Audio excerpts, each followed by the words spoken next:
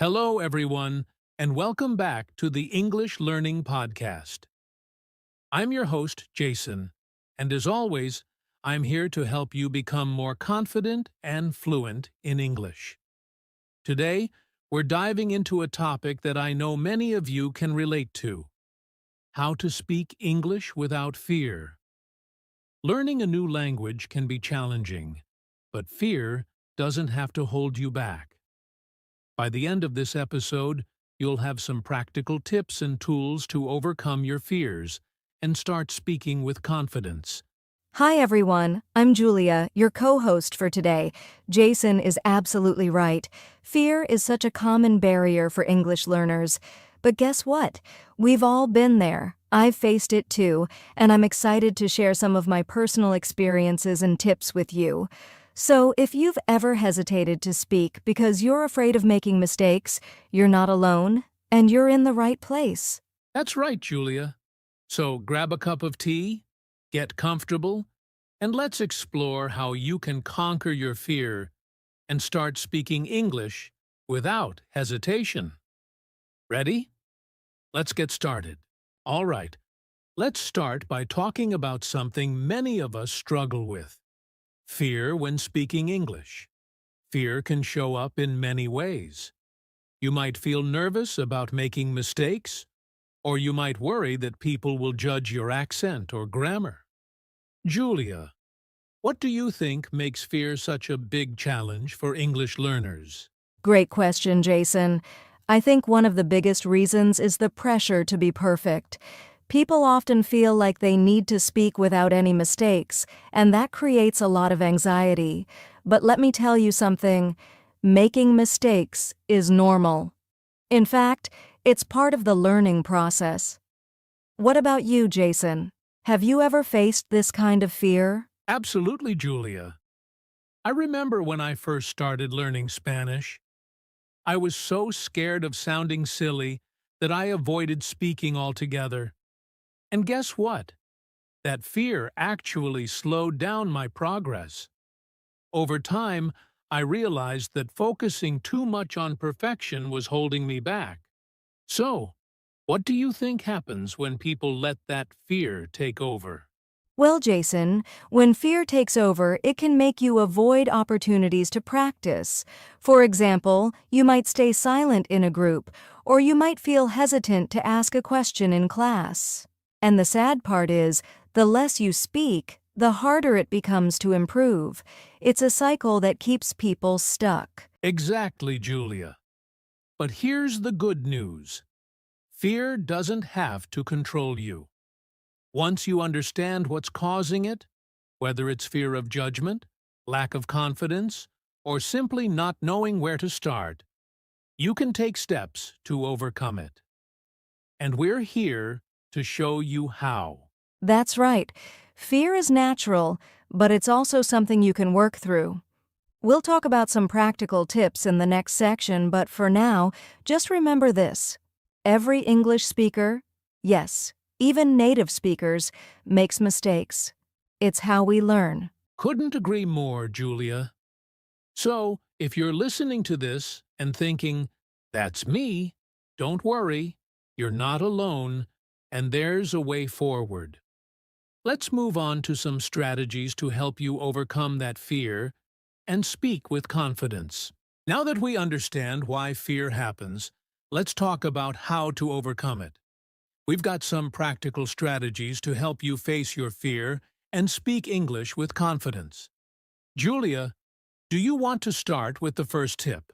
Of course, the first and most important tip is to focus on communication, not perfection. Many learners think they need to speak perfect English before they can start talking, but that's not true. The goal of speaking is to communicate your ideas, even if you make small mistakes. Jason, can you share an example of how this works? Absolutely. Let's say you're trying to say, "I went to the store yesterday." If you say, "I go to the store yesterday," people will still understand you. And guess what? That's what matters. Don't let the fear of small grammar mistakes stop you from speaking. Exactly. Another great strategy is to start small. If you feel nervous about speaking, begin with short and simple sentences. For example, practice saying things like, "How are you?" or "Can you help me?" Once you feel comfortable with these, you can build up to longer conversations. What do you think, Jason? I think that's excellent advice, Julia. And here's another tip. Practice speaking alone. If you don't have a partner, try talking to yourself in English. For example, describe what you're doing, like, "I'm making tea," or plan your day out loud. This helps you get used to thinking in English, which reduces fear. I love that idea. Another helpful tip is to record yourself speaking. I know it can feel awkward at first, but when you listen to your recording, you'll notice what you're doing well and where you can improve. Plus, it's a great way to track your progress over time. That's such a powerful tool. And here's one more strategy. Surround yourself with English as much as possible. Watch movies, listen to podcasts, or even change your phone's language to English.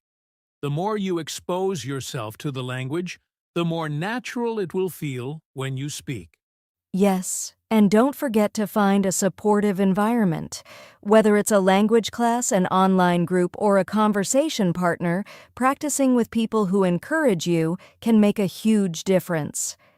Jason, do you have any final tips before we move on? Just one more, Julia. Celebrate small victories. Every time you speak English, even if it's just a few words, give yourself credit. Every step you take is progress, and that progress will build your confidence over time.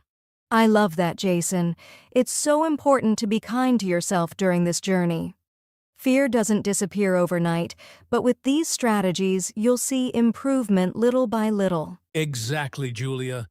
And remember, fear is just a part of the process. It's not a barrier you can't overcome. Now, let's move on to how consistent practice can help you build even more confidence. Now that we've talked about strategies to overcome fear, let's focus on how you can build confidence through regular practice. Julia, why don't we start with why practice is so important? Sure, Jason.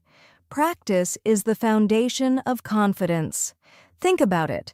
The more you do something, the more comfortable and natural it feels. It's just like learning to ride a bike. At first, you might feel wobbly and unsure, but with time and repetition, it becomes second nature. Exactly. And when it comes to speaking English, consistency is key. Even if you practice just 10 to 15 minutes a day, you'll see noticeable improvements over time. One great way to practice is to create a routine. For example, start your morning by reading a short article out loud or talking to yourself about your plans for the day. That's a great tip, Jason. Another way to practice is by joining language exchange programs or online communities. There are so many apps and websites where you can connect with people who want to practice English or even exchange languages. It's a win-win situation because you both get to learn and help each other. Absolutely, Julia. And for those who might feel shy or nervous about speaking with others, here's an idea. Use a mirror. Stand in front of a mirror and practice speaking. This helps you focus on your pronunciation, facial expressions, and body language, all of which contribute to your confidence. I love that idea. Another powerful way to practice is to immerse yourself in English environments. For instance, try attending events, workshops, or meetups where English is the main language. It's okay to feel a little out of your comfort zone. That's where real growth happens. Great point, Julia. And here's something I've noticed. Many learners forget the importance of celebrating small wins. Did you successfully order coffee in English today? Great. Did you introduce yourself to someone new? Amazing! These small victories add up and boost your confidence over time. Absolutely. And remember, practice doesn't always have to be formal. You can make it fun. Sing along to your favorite English songs, watch movies or shows with subtitles, or even play language games online. When you enjoy the process, you're more likely to stick with it. That's so true. And don't forget to challenge yourself every now and then. For example, try having a full conversation in English without switching back to your native language. It might feel tough at first, but it's a great way to see how much progress you've made. Yes. And remember, confidence comes from taking action. The more you practice, the more you'll realize that you're capable of speaking English, even if it's not perfect. And that's what matters. Progress, not perfection. Exactly, Julia. So, to all our listeners, find what works best for you and keep practicing. Confidence isn't something you're born with. It's something you build. Now, let's wrap things up with some final words of encouragement and a call to action. Before we wrap up, let's talk about one final and very important piece of the puzzle: encouragement and personal growth. Learning English is not just about the words or grammar. It's about growing as a person. Julia, how do you think learning a new language contributes to personal growth? That's a great question, Jason. Learning a language like English helps you step out of your comfort zone. It teaches you patience, resilience, and how to embrace challenges. And the best part? Every time you push yourself to speak, you're not just improving your English, you're becoming a more confident and adaptable person. Exactly. And I want to remind our listeners that it's okay to have setbacks. You might feel stuck at times or even make a lot of mistakes. But remember, every mistake is a lesson, and every small step forward is progress. Growth doesn't happen overnight. It's a journey. That's so true, Jason. And don't forget to celebrate your achievements, no matter how small they seem.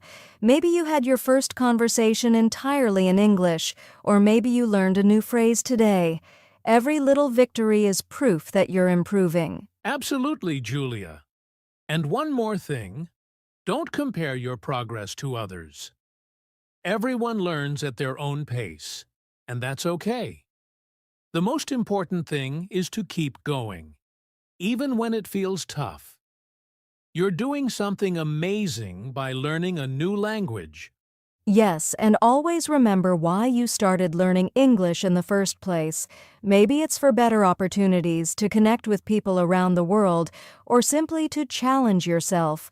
Whatever your reason, keep it in mind and let it motivate you. Beautifully said, Julia. To all our listeners, you're capable of so much more than you think. Speaking English without fear might seem hard now, but with practice, patience, and the right mindset, you'll get there.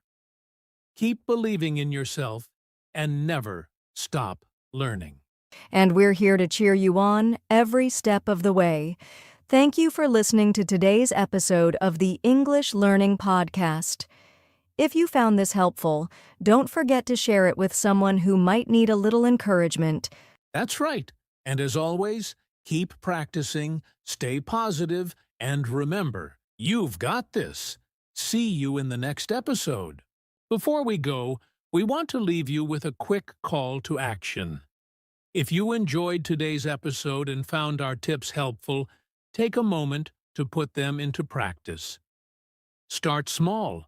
Maybe speak one sentence in English today, or record yourself saying a short introduction. And don't stop there. Share this episode with a friend who's also learning English. You can practice together and encourage each other. Learning is always more fun when you're not doing it alone. Also, make sure to subscribe to the podcast so you don't miss any future episodes. We're here every week with more tips and strategies to help you improve your English and boost your confidence. And we'd love to hear from you. Leave a comment or send us a message to share your thoughts, questions, or even your personal success stories. Who knows, we might feature them in a future episode. That's a great idea, Julia. Remember, the key to speaking English without fear is to take that first step. Start today and keep moving forward. Thanks for joining us, and we'll see you next time. Bye for now and keep practicing.